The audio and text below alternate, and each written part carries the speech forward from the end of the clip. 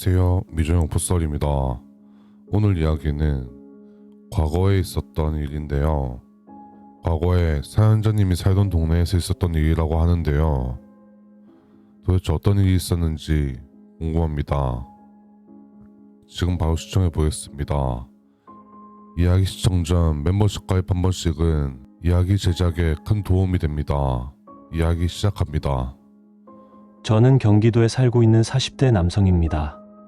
지금은 도시로 이사해 살고 있지만 어렸을 적엔 조부모님과 함께 시골 동네에 살았는데요. 지금은 어렸을 적 제가 살던 동네가 예전보다 작아져서 예전만큼이나 사람이 많지 않지만 당시에는 낮에는 제 또래 아이들의 웃음소리가 끊이지 않을 정도로 제가 살았던 시골 마을엔 웬만한 지금의 시내만큼 아이들이 많았습니다. 그 중에는 저 또한 포함되어 있었고 매일같이 동네 친구들과 마을 이곳저곳을 헤집고 다녔는데요.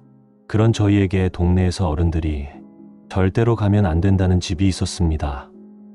어느 동네에나 미신이나 어른들이 멀리하라는 곳이 존재하겠지만 그곳은 저희 집에서도 얼마 떨어지지 않은 곳에 위치한 곳이었는데 제가 태어나기도 전부터 있었던 오래된 전원주택이었습니다. 그 전원주택은 동네에 있는 다른 집들과는 다르게 마당도 있었고 마당 중간엔 관리가 안 된 지 꽤 오래된 큰 나무 한 그루와 주변엔 잡초가 많았는데 관리가 안 되어 그런지 웬만한 어린아이의 키높이까지 잡초가 자라 있었습니다. 하지만 저를 포함한 제 주위의 친구들에게는 오래된 흉가였어도 저희에게 그 집은 꿈같은 집이었습니다. 왜냐하면 제가 어렸을 적에 시골에서 그런 집은 보기 힘들었을 뿐더러 TV에서나 볼 법했던 집이어서 아이들은 한 번쯤은 살아보고 싶어 했습니다. 이야기를 들으시는 분들 중에 연세가 저 정도 되는 분들은 아시겠지만 지금은 돈이 많은 분들이 전원 생활을 하기 위해 시골에 내려오지만 당시에는 그 정도 집은 아무리 돈이 많아도 시골까지 와서 살지는 않았죠. 그래서 그 집은 시골에서 보기 힘든 집이었고 한 번쯤은 살아보고 싶은 집이었습니다. 하지만 마을 어른들은 그 집을 두고 항상 저 집엔 마가 꼈으니까 가까이 가면 안 되는 집이라며 이야기하셨습니다. 어릴 땐 그저 어른들이 우리 같은 아이들이 위험하게 놀아서 위험한 빈집에 들어가지 못하게 하려고 붙인 말인 줄 알았는데요. 어른들이 하는 이야기를 주워 들어보았을 때 그 집에서 겪은 일들은 한밤중에 앞집에 사는 아저씨가 술 마시고 집으로 가려고 해당 집 앞을 지나가고 있었는데 저택에서 무슨 소리가 들려서 무시하고 가려고 했는데 계속해서 무시하고 갈 수 없는 이상한 소리가 들려왔고 혹시나 누가 들어갔을까 싶어서 담을 통해 집마당을 살펴보았더니 어떤 여자들이 하얀 소복을 입고 머리를 풀어헤치고 도저히 사람으로 볼 수 없는 여자로 보이는 것들이 집 앞 마당을 깔깔깔 웃으며 뛰어다녔다는 소문이 있었고 어떤 사람은 밤중에 혼자 그 집 앞을 지나가는데 정문이 열리더니 그곳에서 귀신이 나오더니 집이 보이지 않는 곳까지 따라왔다는 소문이 돌았습니다. 그래서 저는 그 말이 단순한 괴담이 아니라는 걸 알게 됐습니다. 저희는 그저 어른들이 그 이야기를 할 때면 얼굴이 질리는 걸 보고는 절대로 그 집에는 갈 생각도 안 했거니와 무서워서 갈 수가 없었습니다. 그 집은 주인도 없이 마을 한구석에 덩그러니 방치되어 있었죠. 중학생 때 저랑 친구 몇 명은 괜히 호기심이 생겼습니다. 학교에서부터 저희는 그 집으로 가보자며 친구들과 이야기를 나눴고 이후 친구들 몇 명이 모여 그 집으로 가기 위한 만반의 준비를 마쳤습니다. 만반의 준비라 해봤자 손전등 하나 들고 가는 거 말고는 없었습니다. 저와 친구들은 손전등을 들고 그 집에 들어가 보기로 했죠. 밤이 되어 저녁을 먹고 친구들과 모여 저희는 그 집 앞으로 갔습니다. 그리고 친구 한 명이 정문으로 달려가 정문을 여는데 철문이 녹이 쓸어 그런지 잘 열리지 않았고 억지로 문을 열어보니 처음부터 듣기 싫은 기괴한 쇠가 갈리는 소음이 들려왔습니다. 저희는 억지로 힘을 주어서 문을 덜컥 열었는데요. 문을 열어보니 사람의 왕래가 오래전부터 이어지지 않아 밖에서 보았던 것보다 더욱 심할 정도로 잡초가 발디딜 틈 없이 길게 자라 있더군요. 그리고 그 중간엔 나무 하나가 있는데 지금 생각해도 당시 그 집의 나무와 집은 너무 소름 끼칩니다. 저희는 잡초를 손으로 치며 집 입구에 도착했는데요. 집 문은 외부인의 침입을 막기 위해서인지 열쇠로 잠겨 있었고 못 들어가나 싶었던 찰나에 친구 한 명이 여기 창문이 깨져 있다며 저희를 불렀습니다. 저희는 소리친 친구에게 가보니 그곳엔 거실로 보이는 방과 방으로 연결되어 있는 깨진 통창이 보였습니다.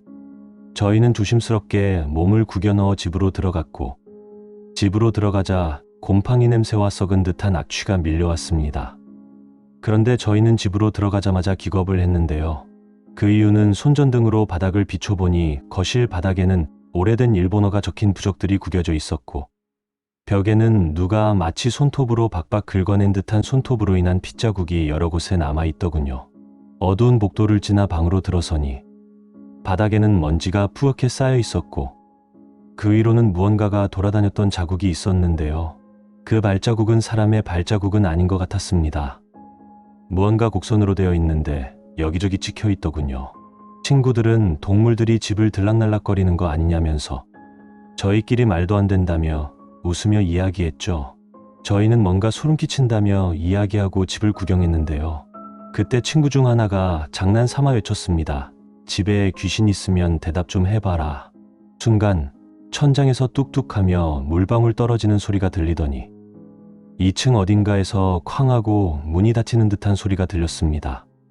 그리고 뭔가 우리에게 달려오는 다다다다 하는 발소리가 들렸고 저희는 서로 비명을 지르며 죽을 힘을 다해 도망쳤습니다. 정원으로 도망쳐 나온 저희는 방금 그 소리 뭐냐며 서로를 보고 있었는데 친구 한 명이 보이지 않았습니다. 저희는 친구가 보이지 않는다며 사라진 친구를 찾으려고 이름을 불렀는데요. 친구는 아무런 대답을 하지 않았고 분명 방금 전까지 같이 있었는데 뒤에 따라오는 줄 알았더니 보이지 않아서 걱정을 하고 있었죠. 그런데 집안에서 친구가 고함을 지르는 소리가 크게 들려왔고 저희는 귀신이고 뭐고 저희는 친구를 구해야 한다는 생각으로 무서웠지만 다시 집 안으로 들어갔습니다. 친구는 아니나 다를까 무언가 자기를 때리기라도 하는 듯 누운 상태에서 손을 위로 뻗고 살려달라며 빌고 있었는데요. 저희는 친구에게 너 왜 그러냐며 이야기를 했죠. 그러자 친구는 저희를 보고 다시 위를 보더니 눈물과 콧물을 흘리며 빨리 여기서 나가자며 고함을 질렀고 저희는 친구의 모습을 보고 너무 무서워져서 집을 빠져나왔습니다. 빠져나오는 내내 친구는 뒤도 돌아보지 않고 제발 살려주세요라며 이야기를 했습니다. 저희는 친구의 이야기를 들으며 아무것도 묻지도 못하고 최대한 빠르게 집에서 벗어났습니다. 친구는 정문을 벗어난 뒤에도 얼굴이 새파랗게 질린 상태로 뒤를 돌아보며 제발 살려주세요라며 혼자 중얼거렸습니다. 저희는 친구에게 무섭다며 그만 좀 해라며 이야기했지만 친구는 저희 말이 들리지 않는지 계속 뒤를 돌아보며 사과하고 울음을 멈추지 않고 같은 단어를 반복적으로 이야기하더군요. 그날 이후 며칠간 우리 모두 이유 모를 고열에 시달렸습니다. 이상하게도 저희 모두 병원에 가도 원인을 찾지 못했는데요. 부모님들은 저희에게 너희 다 같이 단체로 잘못 먹었는지 물어보셨고 저희는 이실직고 하며 가지 말라고 하셨던 집에 갔다고 했는데요. 그러자 부모님은 저희 등짝을 때리시며 마을에 오래 사신 무당 할머니에게 데리고 가셨습니다. 저희는 이 일이 생기기 전에 한 번도 가보진 않았지만 마을에 문제가 생기면 구슬하셔서 마을에 구슬할 때 한 번씩 멀리서 봤던 얼굴이었는데요. 그 할머니에게 찾아가 저희는 굿을 받았습니다. 그 이후부터 굿이 효과를 발휘한 건지 모르겠지만 천천히 몸은 괜찮아지기 시작했습니다. 얼마 후 저희가 굿을 받았다는 소리는 작은 시골 마을에 퍼졌고 마을 어르신들께서 저희와 마주치면 겁도 없다며 욕을 하고 가셨고 그러면서 저희가 몰랐던 그 집의 사연을 들려주었는데 그 이야기는 더 섬뜩했습니다. 그 집은 일제강점기 당시 일본 순사가 살던 곳이었답니다. 그 순사는 잔인하기로 악명이 높아 마을 사람들을 잡아다 고문하고 죽은 사람들을 마당에 안매장했다고 했습니다.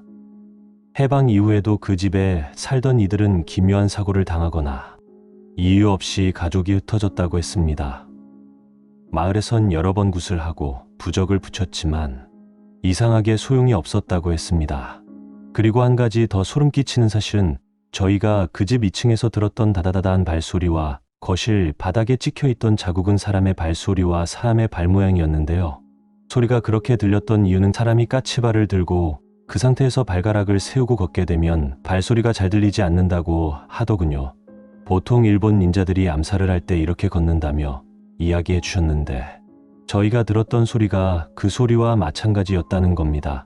그렇다고 당시에 닌자가 시골 마을에 살았던 것도 아니고 친구 중 집에서 무언가를 보고 살려달라며 빌었던 친구 또한 나중에 무당할머니에게 이야기를 듣고 해준 이야기인데 도무지 한국인이라고 보기 힘든 말투와 옷을 입은 상태로 칼을 든 머리카락이 긴 무언가가 나타나서 본인을 죽이려고 했다며 이야기해 주었습니다.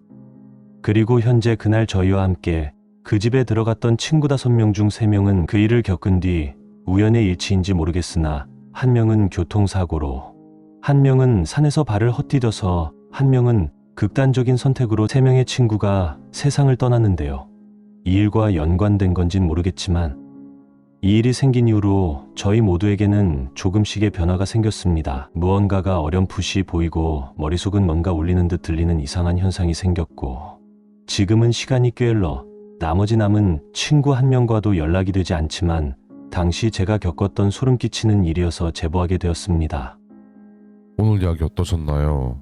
재미있으셨다면 구독, 좋아요 한 번씩 부탁드리겠습니다. 다음 이야기로 뵙겠습니다. 감사합니다.